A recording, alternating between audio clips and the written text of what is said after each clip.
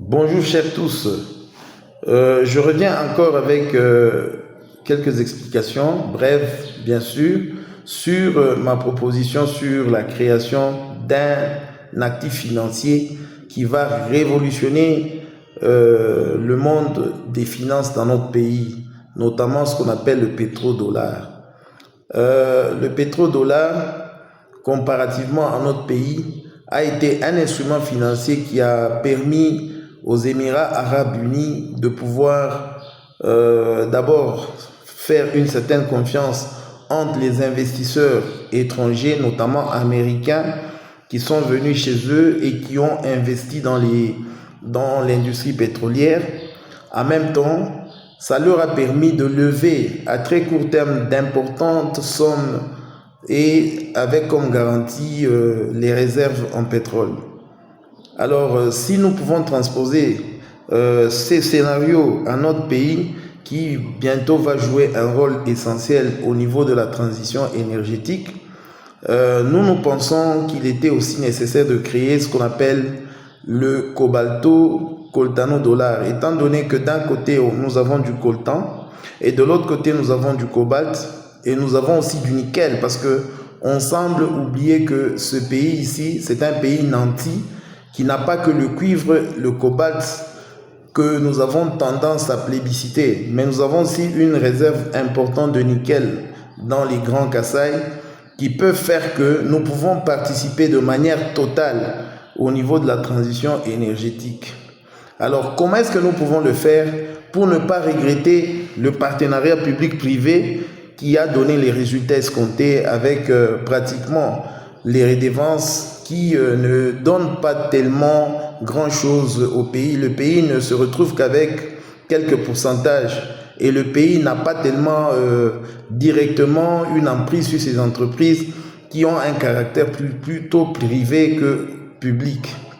Alors, vu les inconvénients que nous avons avec le partenariat public-privé, il serait important d'imaginer un autre mode de fonctionnement par le fait qu'aujourd'hui, nous pouvons avoir le fameux deal américain et comment est-ce que nous pouvons profiter de ces deals tout en étant nous-mêmes congolais, en proposant des solutions congolaises. C'est ainsi que notre idée nous a ramené vers pratiquement le cobalto coltano dollar ou le CCD ou le Congo dollar tout court. Ça signifie que si nous avons la certification des réserves de nos minéraux, nous pouvons imaginer la valeur que représentent ces potentialités. Mais on parle déjà d'une colossale somme de 24 000 milliards de dollars. Et ça, c'est dans les horizons 2016 où on parlait de ces découvertes. Nous n'avons pas le potentiel actualisé parce qu'il y a eu entre-temps de la prospection, il y a eu des nouvelles réserves qui ont été identifiées, notamment certifiées, si bien que ce potentiel-là peut toujours être actualisé, d'autant plus que notre pays est sur le plan géologique n'est pas très bien connu. Alors aujourd'hui, avec les financiers, ce que j'appelle l'ingénierie financière, nous pouvons imaginer des scénarios où nous faisons lever des fonds sur base de nos potentialités qui sont certifiées. Ce qui fait que nous pouvons lever des fonds au-delà de nos budgets qui sont limités en recettes et en capacité de mobilisation et qui font que le gouvernement peine généralement à dépasser le besoin en développement qu'il a. Si bien qu'aujourd'hui, n'importe quel gouvernement qui viendrait aura toujours du mal à pouvoir mobiliser plus de 100 milliards de dollars. Alors, d'un coup, si nous prenons tout le besoin en développement, le déficit en énergie que nous avons dans notre pays, nous pouvons nous imaginer qu'une somme comme 1000 milliards de dollars serait le seuil minimum acceptable pour déclencher le développement. En ce moment-là, le développement va se suivre et il va se créer par le mécanisme de l'autofinancement. Il peut s'autofinancer pour que nous parvenions à mobiliser en ressources plus de 10 000 milliards facilement. Ce qui entraînerait comme conséquence notre monnaie, donc le franc congolais, va répandre sa parité et sa force au niveau des échanges internationaux et nous pouvons ramener les taux d'échange à plus ou moins $1 américain pour un Congo dollar. Alors, aujourd'hui, le deal américain, je ne l'interprète pas au niveau politique parce que je sais que les politiciens, ils ont leur façon de voir les choses. Ils voient la couleur rouge, ils disent que c'est noir et tout ça. Mais en tant que scientifique et en tant que progressiste et en tant qu'innovateur, moi je pense que nous pouvons nous saisir de cette opportunité pour que le Congo dollar joue un rôle essentiel et que finalement, ceux-là qui viendront, toutes les matières premières qui vont sortir du Congo, qu'on puisse les acheter qu'en dollars américains. Et cette balance va peser sur le taux officiel et le taux parallèle et nous pouvons faire des réserves en coltano dollar ou en Congo dollar. Ce qui fait qu'on se retrouvera avec une monnaie très forte, une monnaie qui sera recherchée par tout le monde.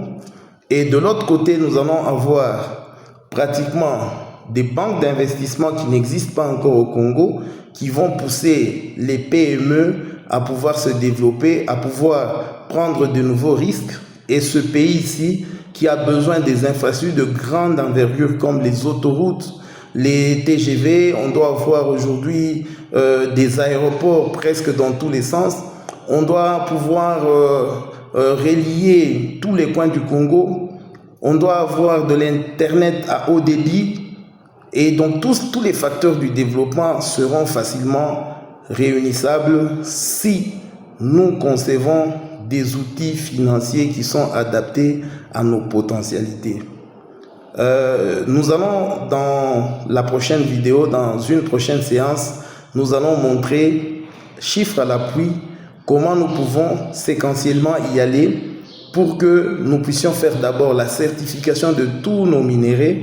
Une fois certifiés, nous pouvons maintenant les valoriser et pouvoir maintenant lever les fonds pour que nous puissions devenir un pays fort et sur le plan des potentialités, mais aussi sur le plan de la richesse et sur le plan des initiatives.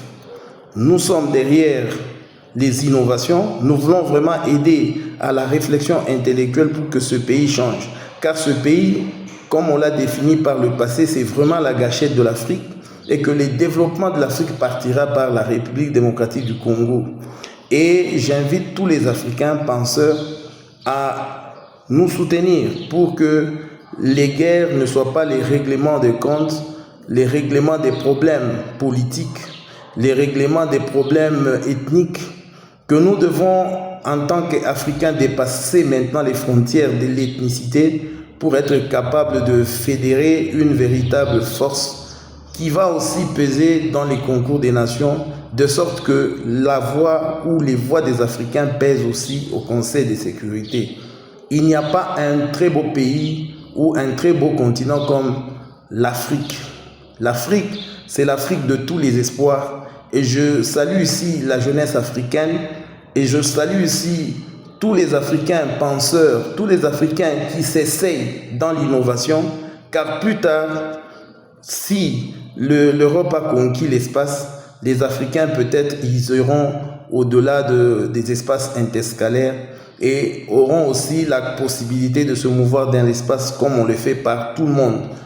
Les Africains doivent bannir le concept de sous-développement car pour moi le sous-développement est d'ordre mental.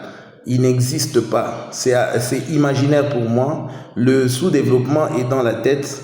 Et une fois qu'on a la conscience qu'on a peut-être moins de longueur d'avance par rapport aux autres, c'est de savoir comment nous pouvons nous connecter en utilisant les atouts que Dieu nous a donnés, c'est-à-dire nos potentialités qui ont une valeur, certes, mais pour lesquelles les autres qui lèvent le fonds sur d'autres marchés viennent créer de la richesse dans notre pays, sur nos terres, en se gavant sur nos potentialités. Et ça, c'est inacceptable. J'invite tout un chacun à pouvoir travailler, à pouvoir se dire aujourd'hui que l'Afrique peut démarrer, l'Afrique peut aller de l'avant. Et aujourd'hui, nous pouvons créer un deuxième Dubaï ici en RDC. la RDC sera une destination de rêve pour toute la planète. Si les extraterrestres viendraient sur la Terre, ils constateront qu'il existe un pays à fort potentiel qui s'appelle la RDC.